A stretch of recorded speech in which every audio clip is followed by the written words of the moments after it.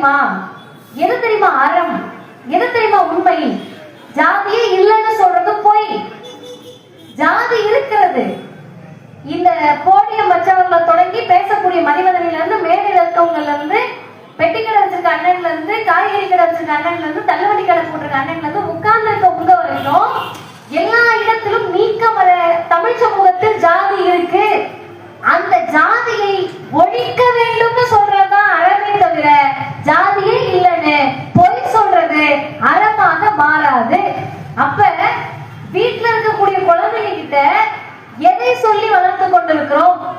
12வது வரைக்கும் ஒரு குழந்தைக்கு ஜாதிய உணர்வே இல்லாமல், ஜாதிய சிந்தனையே இல்லாம வளரக்கூடிய ஒரு குழந்தை பள்ளிக்கூடத்துக்குள்ள போய் நீ எல்லாம் யாருடான்னு கேட்டு பிளேட வச்சு வெட்டுதுன்றது எவ்வளவு ஆபத்தானது நினைச்சு பார்க்க முடியுதா?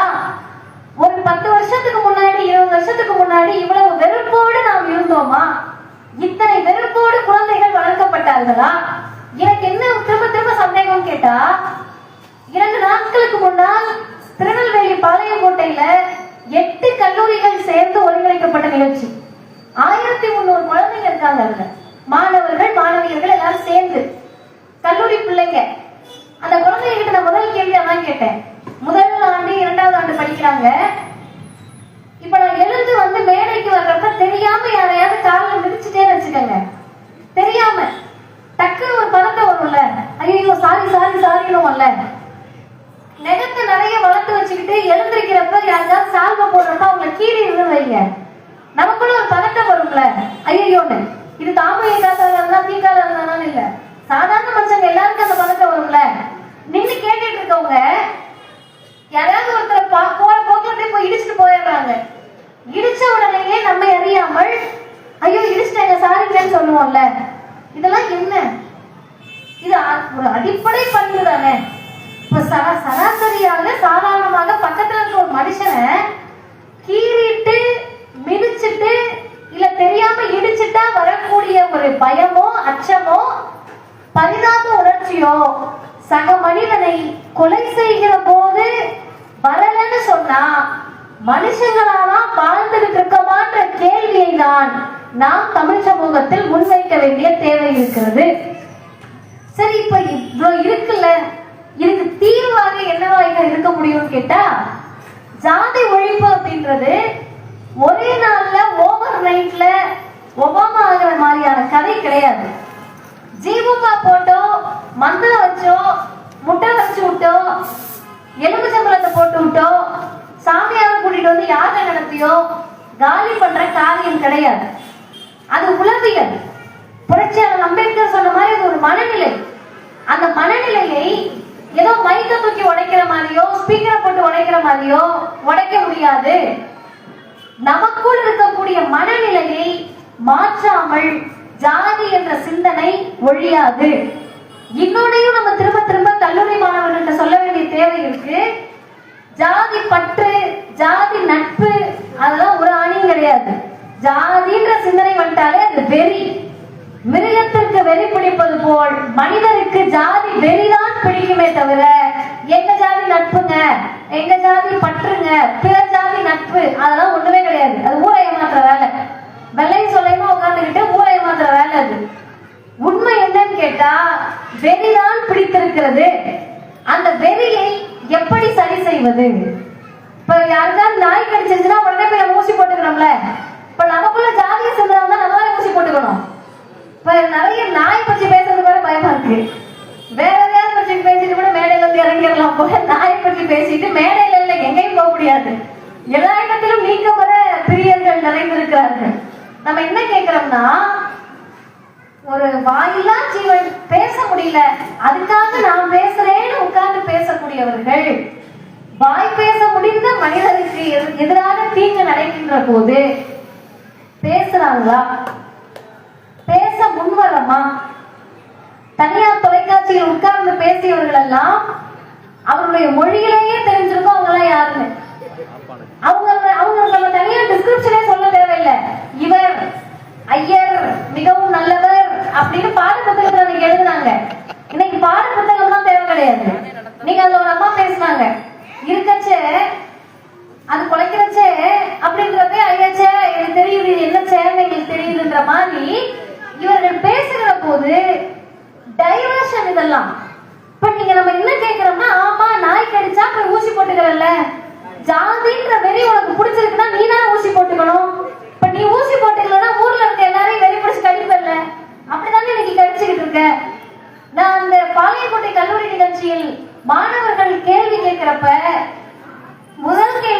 கேட்டேன்னா, கடந்த 3 மாதங்களில் இந்த பகுதியில் உங்களை உலுக்கிய அல்லது காயப்படுத்திய, கஷ்டப்படுத்தின ஏதாவது ஒரு சம்பவம் சொல்லுங்கன்னு கேட்டேன். அதுக்கு அந்த குழந்தைங்க உண்மையாவே எனக்கு எதை நினைத்த நிகழ்ச்சியாக இருந்ததுன்னு சொன்னா, நியாயப்படுத்தக்கூடிய வக்கர புத்தி கொண்டவர்களுக்கு மத்தியில் இது தப்புங்க, இது நடந்திருக்க கூடாதுன்னு வருத்தப்படக்கூடிய இளையவர்களை நாம் உருவாக்கிதான் வைத்திருக்கிறோம். அது நமக்கான மிகப்பெரிய ஆறுதல். எல்லாருமே மோசம், எல்லாருமே தப்பா இருக்காங்க, சேலத்துல இருந்து எல்லாரும் இப்படி, கோயம்புத்தூர்ல இருக்கவங்க எல்லாம் இப்படி, தமிழ்நாடே இப்படி இல்ல. எந்த தமிழ்நாட்டில் இந்த கொடுமை அரங்கேறுதுன்னு நம்ம பேசிக்கிட்டு இருக்கோமோ, இதை பேசுவதற்கும் நாம் தயாராக இருக்கிறோம் என்பதுதான் தமிழ்நாட்டில் மிகப்பெரிய ஆறுதலாக நமக்கு இருக்கிறது. அந்த பிள்ளைகள்ல 5 பிள்ளைங்க பதில் சொன்னாங்க. 5 பிள்ளைகளும் முதலில் சொன்னது கவின் கவின் கவின் தான் சொல்லுச்சு.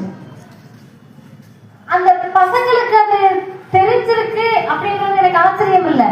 இன்னைக்கு சோசியல் மீடியா வந்ததுனால சத்தமே இல்லாமல் மரணித்த உயிர்கள் இன்றைக்குதான் குரல்கள் எழுப்ப ஆரம்பிச்சிருக்கு. சோசியல் மீடியா வந்து அப்படி ஆயிடுச்சு இப்படி ஆயிடுச்சுன்றோம். நமக்குமே நிறைய அது மாற்று கருத்தெல்லாம் இருக்கு. வெறுப்பினுடைய உச்சம் எங்க இருக்குன்னா சோசியல் மீடியால தான் இருக்கு. முகம் தெரியாத மனிதர் மீது வெறுப்பை கற்க முடியும்னா அது சமூக வலைதளம் தான். ஆனா அந்த சமூக வலைதளத்தில் பார்த்துதான் அந்த பிள்ளைகள்லாம் கவின் கவின் கவின்னு சொன்னப்ப அவர்களிடத்திலே அந்த உரையாடலை நாம் ஏற்படுத்த முடிந்தது. அருமை சகோதரர்களே, சகோதரிகளே, எல்லா விஷயத்திலும் 2 பக்கம் இருக்கும். ஒரு பக்கம் என்ன சொல்லுவாங்கன்னா, அப்படி என்ன உனக்கு காதலிக்கணும், ஏன் உன் ஜாதியில உன் வீட்டுக்குள்ள பிள்ளையே இல்லையா, உன் தெருவுல பிள்ளையே இல்லையா, இந்த கேள்வி வரும். இன்னொரு பக்கம் என்ன கேட்பாங்கன்னா, இல்லைங்க போய் எதுக்கு சாகணும், அவங்களுக்காக தான் நாங்க சொல்றோம். யாரு? செத்த பையனுக்காக தான் இவங்க சொல்றாங்க. இது 2மே உண்மைதான். ஆமா தானே, அவங்கவுங்க தெருவுல புள்ள இருக்கும், அவங்கவுங்க ஊர்ல புள்ள இருக்கும், அவங்கவுங்க வீட்டுல புள்ள இருக்கும், உண்மைதானே. இன்னொன்னு, காதலுக்காக எதுக்கு போய் சாகணும், வாழ வேண்டிய பையன்ல. இந்த கருத்தை வாழ வேண்டிய பையனை சாகடிக்கிறியே, நீ எல்லாம் மனுஷனானு கொலை செஞ்சவனை பார்த்து கேள்வி கேட்பதற்கு பக்கற்றவர்கள் தான் மரணித்து கிடைக்கக்கூடியவருக்கு பாடம் எடுத்துக் கொண்டிருக்கிறார்கள். செத்து போனவங்களுக்கு பாடம் எடுக்கிறோம்ல, செத்து போயிட்டா ஒரு பையன்னு தெரிஞ்சு கூட அது உழுக்காம நம்ம பாடம் எடுக்கிறோம்ல. இப்ப நீ என்னத்த நீ தமிழர் பெருமை பேசுற, நீ பேசக்கூடிய தமிழர் பெருமை என்ன? மேடைக்கு மேடை பேச்சு போட்டியில பேசுற மாதிரி எல்லா இடங்களிலும் போயிட்டு நம்ம பேசக்கூடிய அந்த பேச்சு கீழடி பெருமை பாடல் பாடணும். கீழடி பெருமையை பற்றி உண்மையாகவே நம்ம சொல்லணும்னா 3 விஷயம் தான் சொல்லணும். கீழடியை தோண்ட தோண்ட எழுத்து வந்துச்சு, படிப்பு வந்துச்சு, பானை வந்துச்சு, அது இல்ல பெருமை. நீங்க போயிட்டு உலக நாடுகள்ல ஏதாவது ஒரு இடத்தை தோண்டுறீங்கனாலும் மேபி ஒரு பானையை கண்டுபிடிக்கலாம், எழுத்தை கண்டுபிடிக்கலாம். மனிதர்கள் வாழ்ந்த எல்லா இடத்திலும் ஏதோ ஒரு அரிய வகையான கண்டுபிடிப்பு இருக்கும். மனுஷனா இருக்கும், மூளை வேலை செய்து, சில பேருக்கு இருந்து செய்ய மாட்டுது, இருந்து செய்யறவங்க இடத்தையாவது கண்டுபிடிப்பாங்க. அப்ப கீழடியை தோண்ட தோண்ட எழுத்து வந்ததோ, பானை வந்ததோ, சுவடுகள் வந்ததோ எல்லாம் பெருமை கிடையாது. உண்மையாகவே கீழடியோட பெருமை எது, கீழடியில் வாழ்ந்த தமிழர்களுடைய பெருமை எதுன்னு கேட்டா, உண்மையாகவே மனிதர்களாக இருந்தா நம்ம என்ன சொல்லணும்னா 3 விஷயம் தான் கீழடியில பெருமை. தோண்ட தோண்ட கிடைக்காத 3, ஒன்னு ஜாதி, இன்னொன்னு சாமி, இன்னொன்னு மதம். இந்த 3 கீழடியில கிடைக்கல, இதுதான் பெருமை. இப்ப ஜாதி கிடைக்கல, மதம் கிடைக்கலன்னா என்கிட்ட ஒருத்தர் கேட்டாரு, நெறியாளர் ஒருத்தர், ஒருவேளை அங்க சாமி சிலை இருந்ததா கண்டுபிடிக்கப்பட்டா என்ன பண்ணுவீங்கன்னு கேட்டாரு. கண்டுபிடிச்சிருக்காங்க, இருக்குன்னு சொல்லப்போம். இது என்ன ஆய்வு, இது என்ன ஆராய்ச்சி? ஆனா எதை உறுதியா சொல்லலாம்னா, சாமி சிலை மாதிரி நீங்க எதையாவது காட்டினா கூட அது இந்த ஜாதிக்கான சாமி அந்த ஜாதிக்கான சாமி இருந்திருக்க வழியே கிடையாது. தமிழர்களின் வாழ்வியலில் ஜாதி இருந்தது கிடையாது. தமிழர்களுடைய வாழ்வியலின் பெருமை ஜாதியில கிடையாது. இன்னைக்கு காலகட்டத்தில் நம்ம பண்ண வேண்டிய மிகப்பெரிய வேலை என்னன்னா, ஜாதிய மனநிலையில இருக்கவங்க கிட்ட குற்ற உணர்வை ஏற்படுத்திக்கிட்டே இருக்கணும். அவங்க உளவியல் ரீதியாக தாக்கிக்கிட்டே இருக்கணும். உன்கிட்ட வேற எதுவுமே கிடையாதுப்பா, அதனால நீ ஜாதியை தூக்கி பிடிச்சிருக்கப்பான்னு சொல்லிக்கிட்டே இருக்கணும். மதிவதனி கேட்டா பெருமைலாம் ஒண்ணு கிடையாதுங்க. உனக்கு என்ன அடையாளம்? நான் வக்கீல், வழக்கறிஞர், கோர்ட்டுக்கு போறப்போ இல்லையோ படிச்சிருக்கோம் வழக்கறிஞர், அதுதான் பெருமை. 3 டிகிரி வாங்கியிருக்கேன், 4 டிகிரி வாங்கியிருக்கேன் தான் பெருமை. 100 ஆண்டு கண்ட சுயமரியாதை இயக்கத்தில் இருக்கேன், அதான் பெருமை. பெரியார் படிச்சிருக்கேன், அதான் பெருமை. அம்பேத்கர் படிச்சிருக்கேன், அதான் பெருமை. தாமுயகாச தோழர்களுடைய கவிதை புத்தகத்தை படிச்சிருக்கோமா, அதுதான் பெருமை. இதான் எனக்கு பெருமை. ஜாதிய உணர்வோடு இருக்கவங்க கிட்ட போய் நம்ம திரும்ப திரும்ப சொல்ல வேண்டிய செய்தி என்னன்னு கேட்டா, இளைஞர்கள் நிச்சயம் இதை ஒரு பிரச்சாரமாகவே முன்னெடுக்கணும். இப்ப கடை வச்சிருக்காங்க தள்ளுவண்டியில, அண்ணன் வாழைப்பழ கடை வச்சிருக்காரு. நான் போறப்ப அண்ணா உங்க ஊர்ல வந்து வந்து 1 மணி நேரம் பேசினேன், எனக்கு நீங்க சும்மா ஒரு சீப்பு பாலம் கொடுங்க அப்படின்னு ஓசியில வாங்கிட்டு போக முடியுமா? ஏமா நீ பேசுனேன்னா அவங்க உன்னை கூப்பிட்டாங்க, நீ பேசுன ஓசியா தர முடியாதுன்றவர். இங்க இல்ல, உலகத்தில் ஏதாவது ஒரு மூலையில போயிட்டு ஓசியில நம்ம ஏதாவது வாங்க முடியுமா? எதுவும் வாங்க முடியாது. ஆனா தமிழ்நாட்டு இந்தியாவில் உலக வரலாற்றில் ஒண்ணுமே பண்ணாம யாரோ 2 பேர் நம்மளை பெத்து போட்டாங்கன்றதுனால கிடைச்ச ஓசி ஜாதி என்பதை தவிர வேற எதுவும் கிடையாது. அது ஓசி. திரும்ப திரும்ப நம்ம ஓசியில வந்தது, ஓசியில வந்தது, ஓசியில வந்தது, சும்மா வந்ததுன்னு சொல்லணும். இடஒதுக்கீடு எத்தனை வருஷமா ஓசியில வந்தது, சும்மா வந்ததுன்னு உளவியல் சிக்கலை நம் பிள்ளைகளுக்கு ஏற்படுத்திட்டு இருக்காங்க. எல்லா கல்லூரிகளிலும் நாங்கள் எதிர்கொள்ளக்கூடிய முதல் கேள்வி என்னன்னு கேட்டா, எல்லாம் பேசுறீங்க ஜாதி இல்ல ஜாதி இல்லன்றீங்கக்கா, எதுக்குக்கா கம்யூனிட்டி சர்டிபிகேட் வாங்குறாங்க? நான் இப்பெல்லாம் எப்படி ஆயிட்டேன்னா, இந்த கேள்வி இருக்குல்லப்பா அப்படின்னு கேட்டு பேச ஆரம்பிச்சிட்டேன். ஏன்னு கேட்டா அந்த டிஃபால்ட் கொஸ்டின் வாட்ஸ்அப்ல தானே வருது. அப்ப நம்ம திரும்ப திரும்ப என்ன சொல்லணும்னா, ஆமா ஜாதி இருக்கு, கம்யூனிட்டி சர்டிபிகேட்டும் இருக்கு, நாளைக்கு காலையில சேலம் பஸ் ஸ்டாண்டுக்கு எல்லாம் வாங்க, கிழிச்சு போடுங்க ஜாதி சான்றிதழ. அன்னைக்கு சாயங்காலம் ஜாதி ஒழிஞ்சிருமா? ஜாதி சான்றிதழ் இருக்கும், ஜாதி உன் புத்தியில இருக்கு, உன் மூளையில இருக்கு. அதை கிழிச்சு போடாம சர்டிபிகேட்டை கிழிச்சு போட்டு என்ன பண்ண போறன்றத நம்ம இளைஞர்கள்ட்ட சொல்லணும். ஆண்டாண்டு காலமாக கல்வி மறுக்கப்பட்ட சமூகமாக இருந்தமே, அது நமக்கு ஒரு உளவியல் ரீதியான சிக்கல் இல்லையா? தாழ்வு மனப்பான்மை நமக்கு வர வேண்டாமா? தாத்தா படிக்கிற பாட்டன் படிக்கல, அதே தெருவுல அதே புக்கில் இருக்க பார்ப்பனர் வீட்டுல 4 டிகிரி வாங்கியிருக்காங்களே, நம்ம வீட்டுல ஏன் வாங்கல? கேள்வி கேட்க வேண்டாமா? அதோ தெரியுது பாரு ஐயர் வீடு, அவங்க தாத்தாவே பேங்க்ல வேலை பார்த்தவரு, பேரு அமெரிக்கால செட்டில் ஆயிட்டாரு, கிரீன் கார்டே வாங்கிட்டாரு. நம்ம என்ன பண்ணிட்டு இருக்கோம்? தெருவுக்குள்ள உட்கார்ந்துக்கிட்டு முதல் தலைமுறையா பள்ளிக்கூடம் போயிட்டு 2வது தலைமுறையா காலேஜ் போயிட்டு அல்வா எடுத்து வெட்டிட்டு இருக்கோம். இந்த நிலைமையில் நம்ம இருந்தோம்னு சொன்னா அவா உருப்பிடுவாவா நீ உருப்பிடுவியான்ற கேள்வியை இளைஞர்கள்ட்ட கேட்கணும். இதை கேட்ட உடனே நின்னு கேட்கிறவங்க எங்க வெறுப்பின் கொற்றம் வீழ்கன்னு சொல்லிட்டு நீங்க மட்டும் ஒரு சமூகத்தை திட்டலாமா? நீங்க மட்டும் ஒரு சமூகத்தை கேள்வி கேட்கலாமா அப்படின்னு ரொம்ப நயமா கேட்பாங்க, சாஃப்டா கேட்பாங்க. நீங்க வந்தீங்கன்னாவே ஒரே பார்ப்பன எதிர்ப்பு தாங்க பேசுறீங்க. பிரச்சனையினுடைய மூலத்தை வேரை அரிக்காமல், வேரை பிடுங்கி எறியாமல் மேல இருக்கக்கூடிய கிளைகளில் இருக்க பிரச்சனையை நம்மால் ஒருபோதும் தீர்க்கவே முடியாது.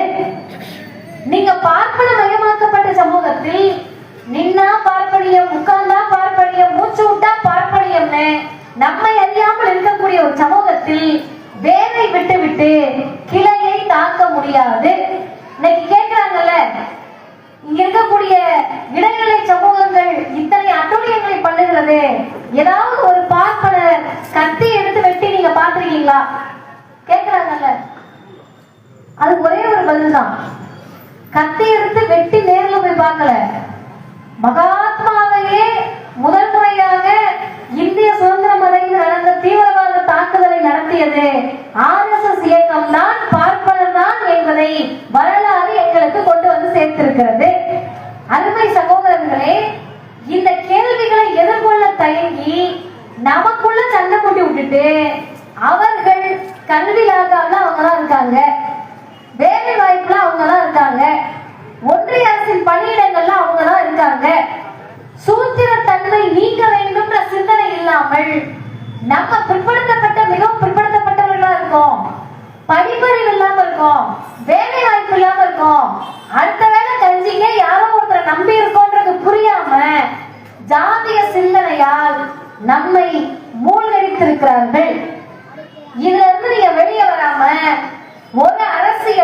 நாம் பேச முடியாது.